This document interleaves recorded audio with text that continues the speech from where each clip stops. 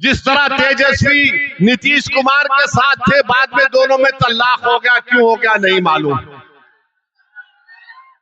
श्यामा प्रसाद मुखर्जी, पूरा देश बोल रहा अंग्रेज छोड़ो, श्यामा प्रसाद मुखर्जी बोल रहे नहीं अंग्रेज रहो। उस पर नहीं बोलेंगे। जब हमने तिरंगा दिया तो आरएसएस की किताब ऑर्गेनाइजर ने लिखा कि हम 3 रंग को मनहूस मानते हैं। ये ऑर्गेनाइजर मैगजीन ने लिखा कि भारत का तिरंगे में 3 रंग मनहूस होता है। बताओ मोदी जी, कितने बातें करूं मैं आपकी तंजीम के बारे में, मगर आरएसएस की तारीफ में मोदी जी बोलते हैं। मेरे भाई, आरएसएस ने इस देश की आजादी के लिए कुछ नहीं किया, अंग्रेजों से मिलकर काम किया और ये तारीख गवाह है। मगर आज आकर नेशनलिज्म का हमको बताते हैं, हुब्बुल वतनी का दर्स बीजेपी आरएसएस हमको बताती है। अरे ये देश से हमको इतनी मोहब्बत थी और है और रहेगी कि हमारे बुजुर्ग जिनको गिरफ्तार किया गया था, मौजूदा सऊदी अरेबिया से माल्टा की जेल को लेकर गए थे, माल्टा की जेल को लेकर गए थे और उस माल्टा की जेल में उनको रखा गया। आज भी भारत से माल्टा की कोई डायरेक्ट फ्लाइट नहीं है। कौन थे हुसैन अहमद मदनी जो अपने शेख, अपने उस्ताद के साथ उस माल्टा की जेल में खुले मैदान में उनको रख दिया जाता था। आज भी डायरेक्ट फ्लाइट नहीं है माल्टा से। उन्होंने वहां जेल में गुजारी, मसाइब गुजारे। अरे कौन ये लोग, तुम आज हमको उंगली उठाते हो? मौलाना अबुल कलाम आजाद ने क्या किया, जौहर बरादरान ने क्या किया? बताओ मेरे अजीज दोस्तों और बुजुर्गों, ये हमारे बुजुर्ग थे, हमारे अकाबरीन थे जिन्होंने इस देश को आजाद करवाया। आज उसी देश में आज बीजेपी हमसे कह रही है कि तुम आई लव मोहम्मद सल्लल्लाहु अलैहि वसल्लम का पोस्टर नहीं उठा सकते। टीपू सुल्तान ने अपनी जान को गवा दिया अंग्रेजों से लड़ते हुए। ये जितने हमारे बुजुर्ग थे सब आशिक रसूल सल्लल्लाहु अलैहि वसल्लम थे। एक से एक बड़ा आशिक रसूल था।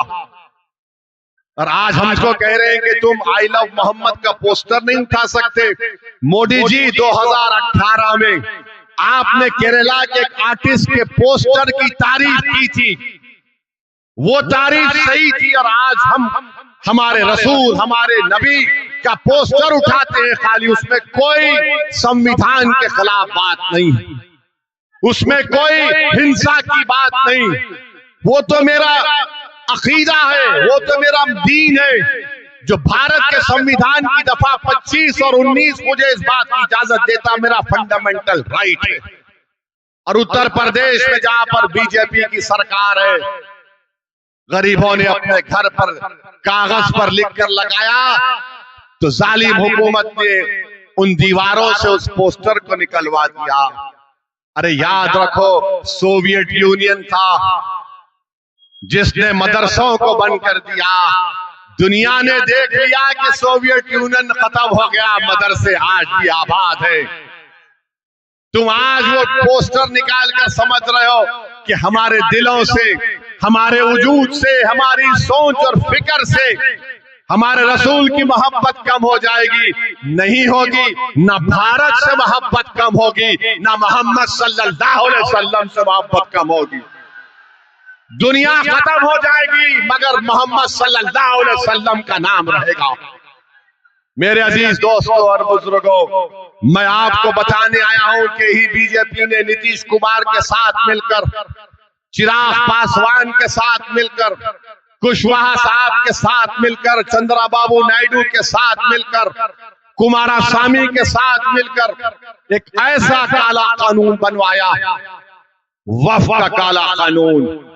और उस कानून के जरिए बीजेपी, आरएसएस, नीतीश कुमार जिस जमीन का मालिक, जिस मस्जिद का मालिक, जिस दरगाह का मालिक, जिस खानखा का मालिक अल्लाह है, ऐसे कानून से उसको छीनना चाहते हैं।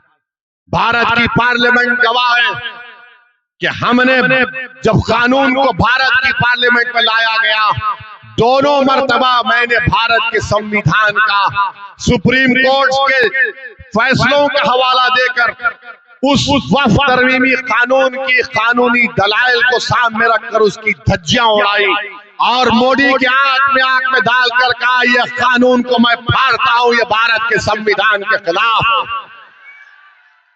मेरे अजीज दोस्तों और बुजुर्गों, हम एक ऐसे माहौल में हैं, मैं आपसे अपील कर रहा हूं कि अपने के कोर्ट का सही इस्तेमाल करिए। हमको इन ताकतों को हराना है जो भारत को कमजोर करना चाहते हैं, जो भारत के संविधान को कमजोर करना चाहते हैं। मेरे अजीज दोस्तों और बुजुर्गों, सोचिए थोड़ी देर के लिए, ये लड़ाई जो ओवैसी और अख्तरुल ईमान लड़ रहे हैं, ये इन नौजवानों की लड़ाई लड़ रहे हैं। बिहार में करीब 60% आबादी 25 साल से कम उम्र नौजवानों की है। आप इनके चेहरों को देखकर वोट डालो, इनके मुस्तकबिल को सामने रखकर वोट डालो। बुजुर्गों, आपने अपनी जवानी बर्बाद कर दी इन जालिमों के पीछे, मगर अपने बच्चों की जवानी को बचा कर रखो ताकि हम एक ताकतवर कौम बनकर उभरे मुस्तकबिल में। नौजवानों, तुम्हारी भी जिम्मेदारी है कि अपने के कोर्ट का सही इस्तेमाल करो। मंजलिस के परचम और मंजलिस के पतंग छाप पर बटन दबाओ ताकि इन लोगों को मालूम हो जाए कि आप एक तब्दीली लाना चाहते हैं मिथिलांचल में, आप एक सियासी लीडरशिप यहाँ पर बनाना चाहते हैं। आप बनाएंगे अपनी लीडरशिप को, आप बनाएंगे अपनी लीडरशिप को। क्या आप पतंग छाप पर वोट देंगे इंशाअल्लाह? तो अल्लाह हम तमाम की नियतों के मुताबिक कामयाबी दे। बहुत बहुत शुक्रिया। अस्सलाम वालेकुम।